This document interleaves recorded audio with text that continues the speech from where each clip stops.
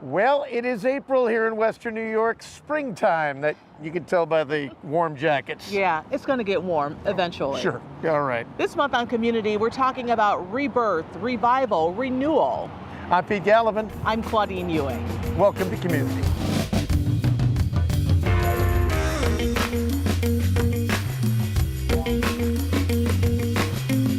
Even though we're talking about renewal, we're also talking about something that continues to hang around.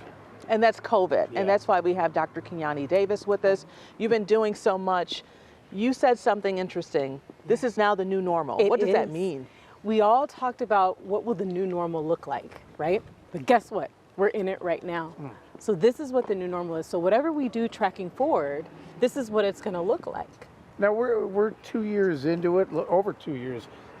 What has changed and in the approach and also the way we're dealing with it in the community? Yeah, that's a great question. We know a lot more than we did 2 years ago. We actually have testing and we have a vaccine. But I always tell my patients as we track into this new normal, there's a great acronym I like to use called SMART.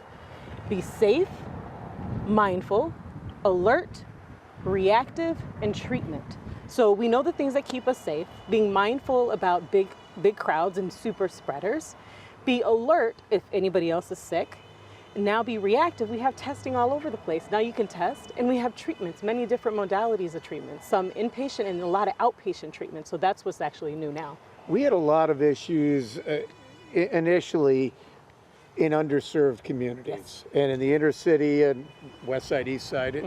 Are those still with us? Absolutely. And you know, one of the things I keep reminding is that COVID isn't a disparity. COVID is an inequity. And so what that means is as long as we have health inequities still present, we're always going to have these disparities that exist. So we're still there. We're still lagging behind in treatment. We're still lagging behind in vaccination boosters. We have some people who have had one shot, not even the second shot, really still struggling with boosters. So it's still really absolutely impacting our communities. And so we still have a lot of work. So even though there are these mutations, is it safe to believe that with all these mutations, it's just going to lessen, so it kind of like fizzles out? I wish. So with each mutation, it gives the virus the ability to either become stronger or different or evade some of our treatment options. So it's always going to keep us on our toes. So the thought is the better we get as a community, the better we get with information, the better we get with treatments. Hopefully we can stay ahead of it, kind of like we've been staying ahead of the flu. Yeah, and we're all fully vaxxed, but still. Yes. I'll have them at the ready as well. In my pocket and my purse. There you go. But remember to stay smart in it. We appreciate it. Right. Thank you very much. Thank you. I appreciate it. Health is important. Did you know sickle cell disease is an inherited blood disorder affecting over 100,000 people in the U.S.? This is Jasmine Parker. She was born with type SS sickle cell, which is the most severe type of sickle cell. Oftentimes she spent in children's hospital with sickle cell crises. Sickle cell 1 is when your red blood cells, they're normally shaped like a donut, but sickle cell is a gene mutation that turns the red blood cells into a crescent shape. So it makes it harder for them to carry oxygen to the rest of the body.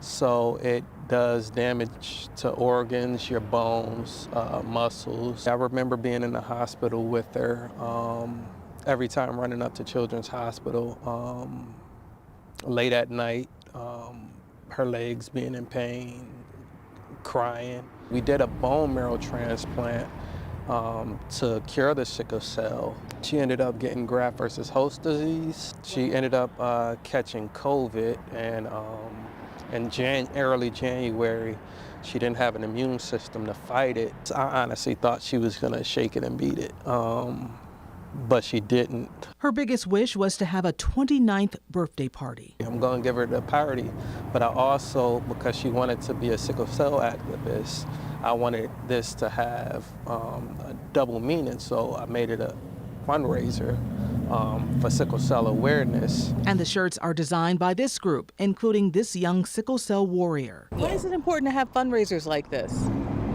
because not a lot of people know about sickle cell.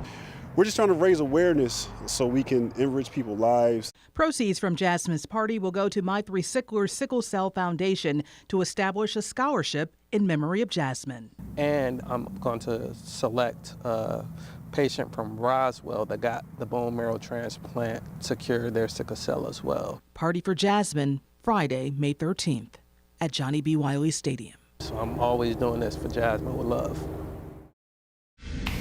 And now we're talking about rebirth and new things. And the city of Buffalo has a brand new deputy mayor.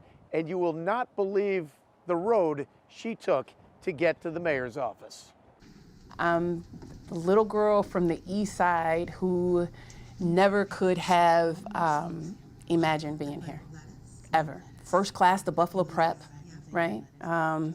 Went to Nichols, didn't finish, got into some trouble that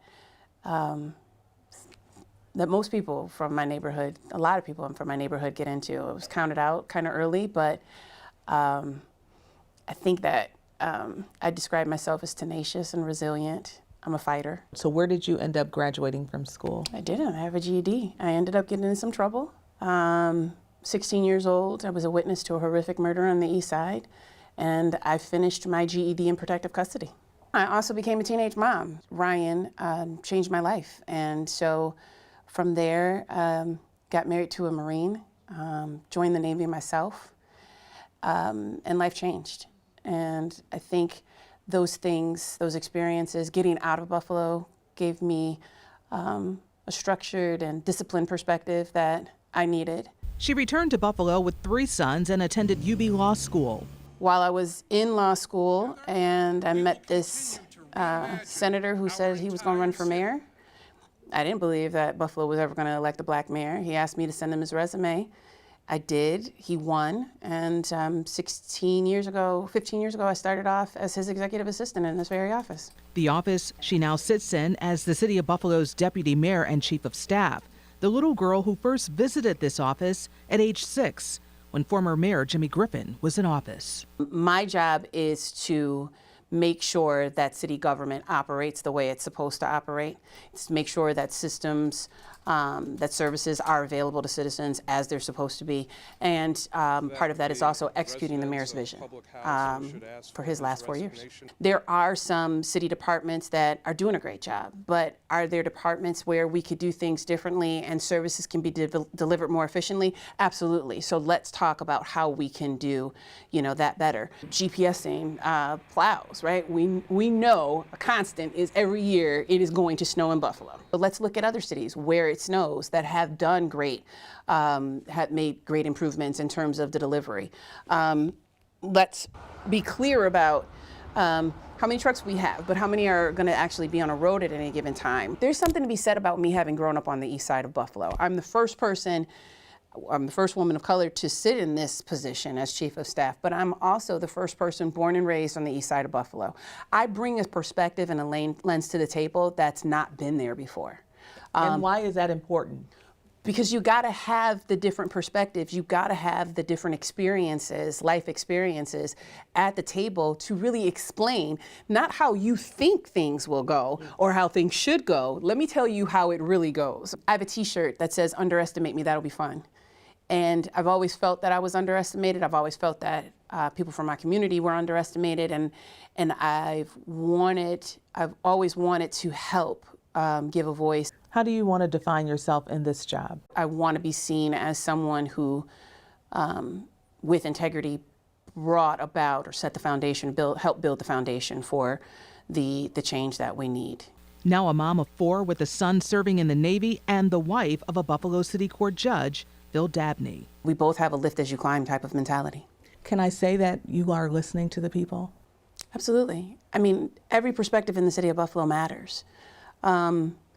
And every voice matters. But there are inner city neighborhoods not up to par. But just the look, sometimes it's disheartening. Yeah. And if you're a child on some of these streets, if this is what you're going back to, it's depressing. It's a multi-layered approach to looking at that. Who owns these homes? There's no one right answer, but we all have to be willing to come together and bringing our best selves, authentic selves. I love my city, and I want to see us thrive and succeed and flourish. Do you think that you'll ever run for mayor? Oh gosh, I'm still trying to wrap my brain around doing the deputy mayor job. Well, I'm not even thinking that far. Well, in 30 plus years of broadcasting, my hairstyle hasn't changed, and it's something I haven't had to worry about, but that's not the case with everyone. No, definitely not. My hair has changed, and there's something that we all should understand. It's called the Crown Act. That story's next on commUNITY.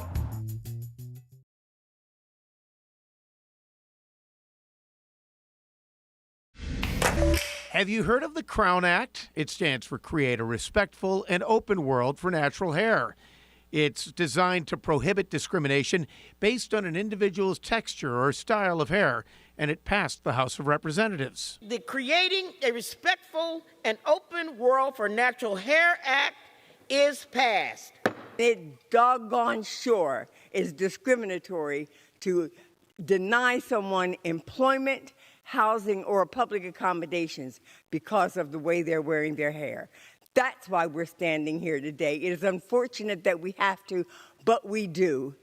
I know what it's like to feel isolated because of how I wear my hair. The bill now goes on to the Senate. More than a dozen states, including New York, have already passed legislation aimed at banning race-based discrimination of hair in employment. For many years, implicit and explicit biases against natural hair have been an issue for people of color in the workplace. The Crown Act highlights years of workplace hair discrimination. I recently had the pleasure of visiting Savannah, Georgia. And guess who else was there? So I'm at the Savannah Art Museum, and as you can see, I'm on vacation, my hair is braided, and ironically, here at this museum, they have a display about hair. The exhibit was Roots, Hair, Culture, and History, exploring the hair and cultures of West and Central Africa. So much controversy is over our hair, but the interesting thing is that the hair is extremely important in African culture, extremely important. So it's no wonder that it becomes so important to us and all the different styles and what we do with it. The museum's community outreach liaison, Lisa Jackson, says hair is a topic of conversation amongst all women, but when it comes to hair of women of African descent, conversations have been laced with controversy, be it about European-based society's views about hair beauty or about the diverse hair choices Black women wear today. You can see that it is adorned with buttons, and there's also a larger braid in the center of the wig. Adornment is a common practice, using a variety of different things to adorn the hair. Different things such as clay, gold, metal, raffia palm, glass beads, fruit seeds, fabric, and leather. 20-year-old Alexa Laska is a college student and has been dealing with alopecia since she was a child. It's kind of a shock to your personal image, your self-image. It affects your confidence, and it's something that you really have to come to terms with. As you know, a woman who is 20 years old and in college and not living in the public eye, I have sort of a difficult time with it myself sometimes, and I can only imagine how Jada would have felt and how others feel who are in the public eye and who are going through these physical changes, because it's hard to watch yourself lose your hair, and hair is something that I don't think we realize how much we value until it's gone or it looks so different. She's been wearing wigs since high school. Will Smith assaulting someone maybe wasn't the best course of action, but he was responding to his wife, who was, emotionally distressed and was very upset by a comment that was made about a medical condition that's out of her control. On Twitter, the comments about the joke, the response, and the issue are still pouring in. Only if more men would defend their wives. The joke was in poor taste. Chris Rock was out of line. Will Smith's wife has a medical condition. Alopecia in Black women, an issue? A massive issue. So over 50% of our population of all ethnicities suffers from alopecia of some sort. Stylist Stephen Daniels at Simply Hair Salon says he sees firsthand women dealing with hair loss. I have several clients who their significant others have never seen them without any kind of hair prostheses. it affects people in ways unimaginable. It has caused people to fall into deep depression. He works with them to bring back their confidence. This unit here, it looks like skin right here. We'll cut off this tab right here and allow it to look like it's coming right out of the scalp. And he demonstrated for us how he creates wigs for women with alopecia. And what does it make the woman feel like when this is done? It feels like they have their life back. It feels like they can really be a part of society in the way that's comfortable for them. Talk about changing the game. In this case, redesigning the future of an industry we all need at some point. This is ShearShare. ShearShare is the first B2B mobile app that connects salon and barbershop owners to individual stylists to fill their empty salon space by the day. So some people have nicknamed us Hair B&B. We are helping to keep small businesses open in more than 900 cities around the United States. And it allows stylists, your local nail technician, your esthetician, your makeup artist, your hair braider, to be able to access flexible, affordable salon space to work by the day without having to sign a long-term contract or work by commission. And on the flip side, the salon owner, the spa owner, and the barbershop owner get to make money on empty space that they already have. You would not use ShearShare, right? But your hairstylist would download and use ShearShare. You have to be a licensed cosmetologist or licensed barber in order to access space to work on the ShearShare app. But just like Hair B&B, you go in, type in your city or where you're looking to rent professional salon or barbershop space by the day, choose from a whole list of amenities like free Wi-Fi, free parking, wheelchair accessibility, choose your price point, which you've never had a chance to do, choose the day or days that you want to work, and then voila, you type in your credit card information and literally book salon space like you book a hotel room. But you're from Dallas, you're living in Buffalo. Yes. We're Buffalonians now. You're Buffalonians. Welcome to the 716. Thank you. Why? How did you end up here?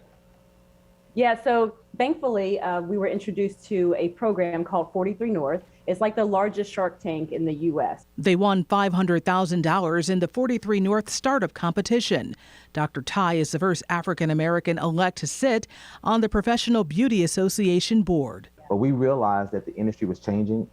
Instead of us having a waiting list when we had expanded and rebranded, we found that stylists weren't looking to sign long-term contracts. Right. And so there was a stylist that was moving on the other side of town, about 45 minutes to an hour away, and her customers and her clientele didn't want to follow her that far. So she came to my shop and said, you know what, can I rent your space for a couple of times a month, a couple of days a week? Right. And I was like, why would you want to do that? And so I took it home to my wife, and she kind of laughed about it.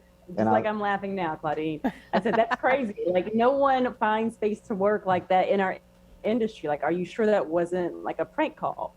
So what we realized is that you're giving the opportunity to marry the licensed professional to that empty space. With your app, this is something that's nationwide, right? That people can tap into. This is not just a Buffalo thing. Oh no, 900 plus cities and growing. You have two local favorite barbershop owners. Oh my God, I would say Jared has a nice spot called Il Molino, and then Oral Roberts has a nice spot that I've gone to a couple of times, Cove and Mill. A lot of people say, why Buffalo? And why would y'all want to move to Buffalo? It's cold. I said, well, the city's cold, but the people are warm. Coming up on coMUNITY, she was more than a teacher. It's been amazing to hear about all that students are doing, what the school has done. Remembering Yvonne James Brown.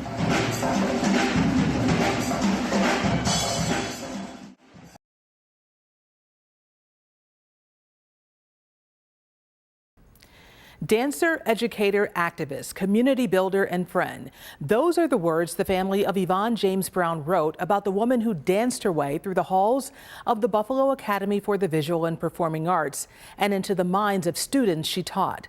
The Black Dance Workshop was a professional dance touring company that she was a member of, and they established the School of Movement, Drama, and Music. But it was Mrs. James who helped found the dance program at Performing Arts. Students called her way of teaching remarkable and described her as a fierce protector of her babies. She choreographed modern and African Caribbean dance numbers and ballets.